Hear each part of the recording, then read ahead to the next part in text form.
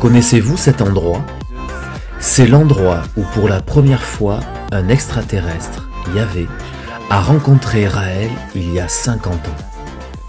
En cet instant, l'humanité bascule vers une civilisation cosmique. Comme l'a dit le dernier prophète Raël, je suis en charge du mouvement raélien international. Et c'est à cet égard que je veux vous expliquer ce qu'est le mouvement raélien international. Car je doute que ce soit ce que vous pensez. Nous sommes le mouvement chargé d'implanter la religion de l'infini sur Terre. C'est pourquoi je vous montre le symbole de l'infini, qui est aussi le symbole des extraterrestres. Le mouvement raélien international, c'est quoi au juste? Nous ne reconnaissons pas les frontières ou les nations. On peut donc supprimer le mot international. La religion de l'infini est pour toute l'humanité. Donc, vous pouvez aussi supprimer le mot raélien. Nous ne sommes pas le mouvement raélien international. Nous sommes juste un mouvement. Le mouvement de la vie. Ce qui est très important. La vie est mouvement. Et le mouvement est la vie. Et nous devons répandre la vie dans l'univers. C'est notre première mission. Propager et créer la vie sur une autre planète. Et pour cela, nous devons devenir des extraterrestres. C'est le premier objectif du mouvement raélien. Propager la vie dans l'espace, dans l'univers. Avant cela, nous avons beaucoup de choses à faire. Nous devons changer beaucoup de choses en nous avant d'aller dans l'univers et créer la vie sur d'autres planètes. La vie est portée par notre code génétique. C'est en fait notre code génétique qui propage la vie. Notre mouvement est comme l'ADN de l'humanité. C'est important. Nous sommes dans le mouvement infini de la vie. La religion de l'infini est portée par la vie. La vie est portée par la féminité. La religion de l'infini est portée par la féminité. C'est pourquoi Raël nous explique que la féminité est très importante pour l'avenir de l'humanité. Propager la vie, l'aimer d'un amour absolu en soi et autour de soi, c'est là notre mission et c'est cela la véritable spiritualité et rien d'autre.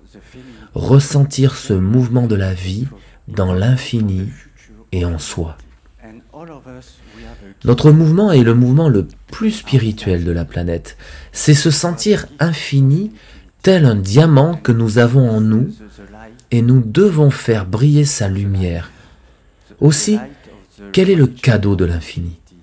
Le cadeau le plus important de la religion de l'infini est contenu dans une phrase. Toute vie sur Terre a été créée par les extraterrestres, les Elohim. C'est le cadeau de la religion de l'infini, parce que les Elohim sont ceux qui nous ouvrent les portes de l'infini.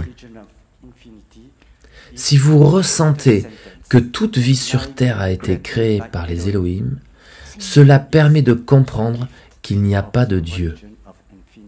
Il n'y a pas de Dieu, seulement de la science. Cela nous délivre de toutes nos peurs, nous apporte la méditation sensuelle, la féminité, les valeurs universelles. Elle construit l'homme nouveau, le futur de l'humanité et tant d'autres domaines très importants. C'est l'aspect le plus important à comprendre. La vie est une chaîne infinie. Seule la vie peut créer la vie. Et si nous ne comprenons pas cela, nous ne pouvons pas comprendre la beauté de la création. Toutes ces clés sont-elles les œuvres d'un seul homme, Raël? Non. C'est l'œuvre d'un messager, le Messie, le Maitreya, annoncé par toutes les religions. On ne peut pas amener cela si on n'est pas l'envoyé de la sagesse de toute une civilisation extraterrestre. On comprend qu'il est le dernier des prophètes. Alors, que pouvons-nous faire? Il est temps de s'éveiller, il est temps de secouer l'humanité et de dire « Écoutez, il est là. Le messager de l'infini est là avec nous. C'est le seul moyen d'aider l'humanité à grandir vers une civilisation cosmique est d'implanter sur la terre et dans toute l'humanité la religion de l'infini. C'est le seul chemin. Il est le seul chemin, parce qu'il est la voie, la vérité et la vie. Et quand nous ressentons cela, que nous nous sentons infinis, nous nous contentons de dire merci.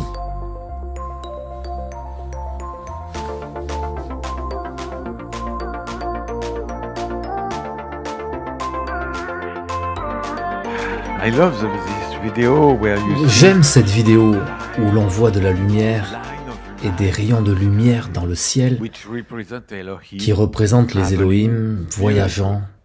C'est magnifique, mais cela n'existe pas.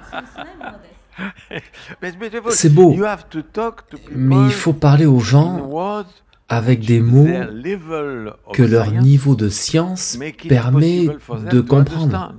Les Elohim ont un niveau d'intelligence très élevé. Et cela me fait rire. Quand l'OVNI est arrivé avec une lumière clignotante rouge et blanche, pourquoi? À cause d'une éventuelle collision avec un hélicoptère, un avion? Non. Ils ont parlé à mon subconscient. S'ils étaient arrivés d'un seul coup, parce que les Elohim ont la technologie d'arriver en OVNI exactement ici, en une seconde. Un OVNI complet en moins d'une seconde, de là jusque là, en une seconde. Mais si j'avais vu cela au puits de la Sola, je serais parti en courant. Donc ils ont mis des lumières clignotantes. Et mon cerveau lent s'est dit, c'est un hélicoptère? C'est un avion? Je suis resté. C'est de la pure psychologie. Ils n'ont même pas besoin d'un ovni. Yahvé pourrait arriver immédiatement. Non. Des petites mares. Qu'est-ce qui va sortir? Je me sentais en sécurité. Et de pieds, de jambes. Ah, c'est un humain. Mais si Yahvé arrive au milieu du volcan d'un coup, encore une fois, j'aurais couru loin. Donc, la psychologie est ajustée à mon pauvre niveau de cerveau très primitif. Je suis un homme très primitif. Tout est psychologie, c'est très beau cette ligne de lumière. On comprend que c'est un ovni qui voyage. Mais ils ne font pas de rayons de lumière ainsi, ils n'ont pas besoin. Ils voyagent instantanément, d'une partie de l'univers jusqu'à l'autre. Comme la Bible dit, la science est trop mystérieuse pour eux. La science est trop mystérieuse pour nous. Si vous essayez de comprendre la technologie des Elohim, c'est comme si vous essayiez de comprendre l'infini. Vous allez finir dans un hôpital psychiatrique. Donc, je vais essayer de vous faire comprendre avec un simple exemple. Il y a des projecteurs ici qui amènent de la lumière. Ainsi, vous pouvez me voir grâce à la lumière.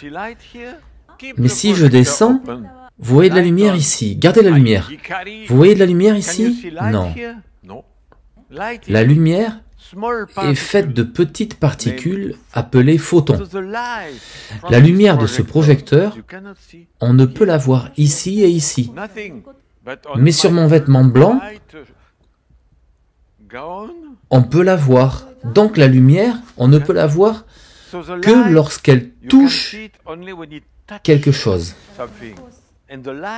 Et la lumière des Elohim, c'est exactement la même chose. Vous ne pouvez pas la voir. Seulement quand elle touche quelque chose. Quand elle touche votre subconscient, non. Votre supraconscience. Quand vous comprenez les messages, je vois la lumière. Oui, voyez la lumière des Elohim. Et ma mission, c'est d'apporter la lumière. Je suis un photon spirituel. J'adore cela. Je ne suis rien à part un photon spirituel. Et ma mission, c'est de vous toucher. Ainsi, vous devenez vous-même des photons spirituels. C'est ce que vous faites en diffusant les messages du mouvement raélien. Nous sommes la lumière des Elohim. La lumière des Elohim m'a touché et je les réfléchis, et quand je vous parle, vous ressentez la lumière des Elohim. Nous devons garder la lumière pure. Si une personne dans cette pièce, n'importe lequel d'entre vous, me demandait de changer les messages, je dirais non. Vous pouvez me tuer, je ne changerai jamais le moindre mot des messages. Une grande compagnie par le passé de publication en France m'a offert beaucoup d'argent. Le président de cette compagnie m'avait demandé de garder le message, mais de changer le mot Elohim par Dieu. J'ai dit non merci. Non. Et ce serait la même chose aujourd'hui. Si quelqu'un me demandait de changer un seul mot, une seule phrase, je ne changerais rien. Pas un seul. Même si vous tous me disiez « Change seulement cette chose et nous allons continuer à te suivre, tout le monde ici », je ne changerai rien, pas même un iota, soyez sûr de cela.